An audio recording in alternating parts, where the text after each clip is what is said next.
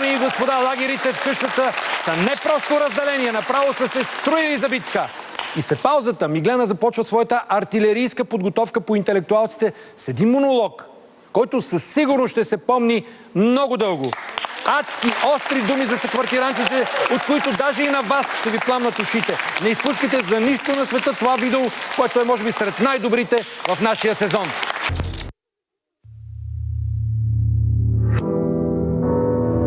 10 минути след полунощ. Таз вечершната шокираща двойна елиминация разбърка плановете и преобърна хода на играта. Само за няколко минути представите на всички се обърнаха на 180 градуса. Основното ядро от кръга мисъл остана с отворена уста. Ирина, защото изгуби най-близкия си приятел в къщата, а групата, защото се лиши от ценен глас в борбата с лагера на Миглена. И докато чувствителните интелектуалци страдат за липсата на кака Лара, то за желязната лейди няма място за емоции. Пресметливият й ум не спира да работи и подсилена от любовта на зрителите, тя ще разгроми останалите с думи, които дълго ще отшумяват в стените на къщата.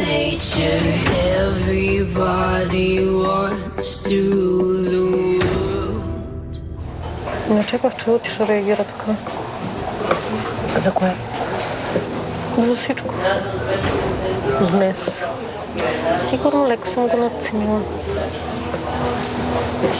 Аз ти казах, той си е много странен.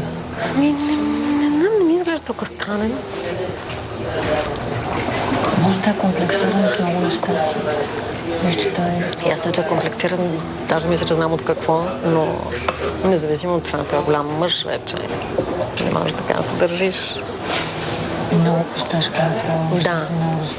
Знаеш, аз много държах да му кажа на онези последни номинации какво мисля по въпроса за неговите реакции за чалгата, защото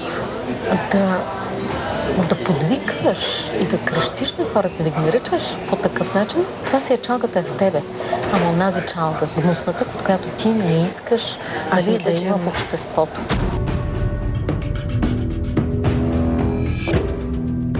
Когато някой толкова масово го слуша, по-добре го изучава и защо? Защо става така? То не е случайно, нищо не е случайно. Когато го харесват повече от двама души, то не е така. Преди се опитвах също да го кажа на колегите от вестниците. Това, че жълтите вестници се четат не защото хората харесват клюките, а защото хората харесват достъпния език на тези вестници. Първото нещо, което Валю каза, когато дойде и за което си говорихме, какви са гадни жълтите вестници, че не проверяват фактите. Колко факта той провери?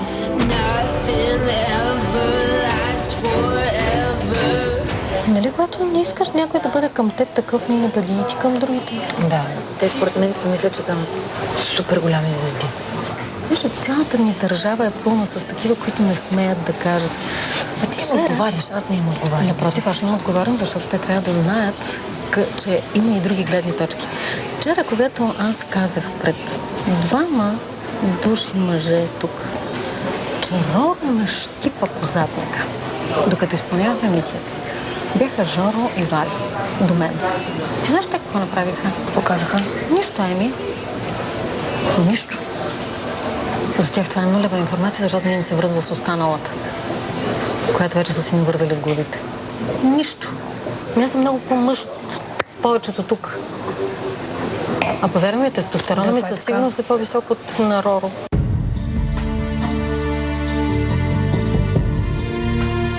Би трябвало да е авангарда. В нещо поне. Авангарда. Аз и авангарда.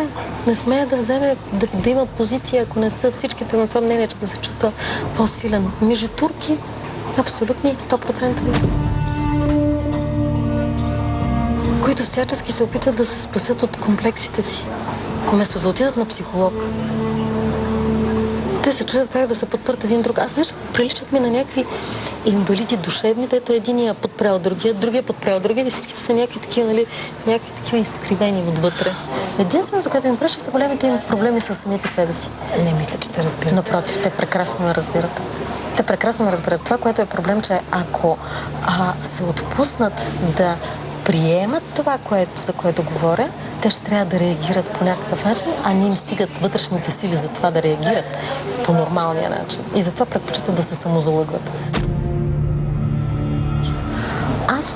поне 3 години, срещнали глупак, докато не му обясня колко е глупав и докато не му причиня някакъв дискомфорт, не го оставям на мира. Защото не писне всеки да мисли, че ти трябва да отстъпиш и той да се чувства добре от това, че ти си отстъпил и след да ти погледни какво става навсякъде. Всеки по-агресивен кретен смята, че те е преборил, защото ти не искаш да се занимаваш. Или един не иска да се занимава, втори не иска да се занимава, най-накрая се събира багажите и се маха от България. Защо? Аз да си построя затвор, защото не мога да им отговоря ли? Мога да им отговоря и мога да ги натикам на кучето под опашката всеки път. И ще ги натикам всеки път, когато мога. Просто не искам да пропускам. А защо, когато няма с какво друго да те нападнат с личния ти живот? Ами то е така, от соца се води още. Там бяха 3 неща. Социалният ти произход, дали си от работническата класа или си от семейство на интелигенция или на селски труженици. След това започваха партийната ти принадлежност, дали си член на БКП или не си, защото ако не си, това значи, че не си партията не те обича. И третото беше личният ти живот. Колко си морален. И това ми изненада. Жоро, който казва, че той социализма не го харесва и т.н. Беше казал там по време на прекрасния съд, за който изобщо не съжалявам, че как, нали, имало морал и право. А морал и право беше една дисциплина точно по време на соца, която там, понеже не е нито морал, нито право, морал не е обект на правото, това го знае всеки юрист. Да. И това е толкова социалистическо, а там зависи от интерпретацията на колектива. А виж, Лили, тя е абсолютна икона на соца. Тя е такава ОФЛ-ка, отечествена фронтовка, активистка. Супер. Тя е, разбираш, излят образ. И как ги нареждаш? И какво да ги нареждам? Аз нищо не съм казала лошо за нея. Тя е такава класика. Тя е отечествено фронтовка, активистка. Те такива не изкласили до партията и бяха точно зли кучета. Аз трябва да проуча тя на колко е години. Ти можеш да я питаш, че на мен ми е неудобно. И знаеш ли защо? Искам да знам. Защо? Аз се питам, но тя не каза. Да, от тъпо любопитство. Защото искам да знам. Когато тя ми казва, че аз съм трябвало да общувам с нея, и тя очаквала това да се случи, защото аз съм била на нейната възраст или около нейната възраст и ми е интересно, тя ли се подмладява или мен състарява или наистина има основания. Защото според мен тя е древна. Така древна. Поне един дек ми дели. Аз съм 65-та година родена. На колко съм не знала, съм на 35. Аха, окей. Много стара, аз съм се прегнала. Знаеш какво? Утре ще си седя и ще си плета хартийки в стаята, докато тази цялата работа не ми се махне от главата. Ау! Възмутих се от себе си. Край. Дума от мен повече няма се чуваш. Нето, и аз в един момент започнах много да се изнервям, обаче няма смисъл. Не, защото не, то е естествено, че няма смисъл, но просто постоянно очаквам тези хора да се събудят други. Ами да, ясно. Иска ми се. И се връзвам. Отвратително, че съм се вързала. Аз ти казах, падаме. Какво ти направо сме се разплескали? Ама аз от кога ти казвам, аз не говоря, ти говориш. Не, аз също не говоря. Сега просто все едно ми махнаха шлюза. Ужас. 0 часа и 45 минути. Вече близо час Миглена и Емануела водят разпален личен разговор, в който обсъдиха почти всички в къщата. Само на метри от тях обаче основната част от групата на интелектуалците ближе рани на чаша вино и по естествен път темата за двете приятелки и топияното си проправя път в разговора. Аз не разбирам с Миглена какви толкова теми, какво разискват толкова по 3 часа. Ето това е една от загадките. И хора... Цялата си надменност, цялата си, как да кажа, вербална култура, която претендира, че има, темите за разговор, за живот, аз не знам. Мануела е, с чуждиците, с възклицанията, всичко може да го докара до 300, според мен. 400 думи рече. Максимум. Не, днеска с някакви гевзеци, някакви Няма, това гевзелъци и някакви братани да ми това са така гевзелък. Ето виж колко е треса дума открила. Айде, до 400 думи може да го докара. Гледа, пъти отгоре. Да, ма, говорят. Иринке, нещо ни се готви. Нещо се готви днеска тия 3 часа. То е изготвено. Ядрото ще разбирам. Всъщност не разбирам кое, в смисъл, кое те разбират под ядро. Те мислеха, че аз по някаква форма съм обединител на всички срещу Миглена.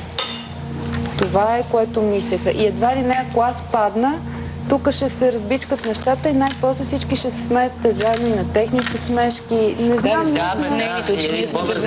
Да, точно. Вие сте едни възрастни хора, които сте супер манипулируеми и така. И сега, когато човек стане без залата, почва да мисли такива неща. Тя, понеже имаше достатъчно време да мисли, този план. Няма никакво значение. Аз и пред вас казвам, аз нямам никакъв проблем въобще. Ясно ми е, всеки има право да е такъв какъвто е. Остана супер малко.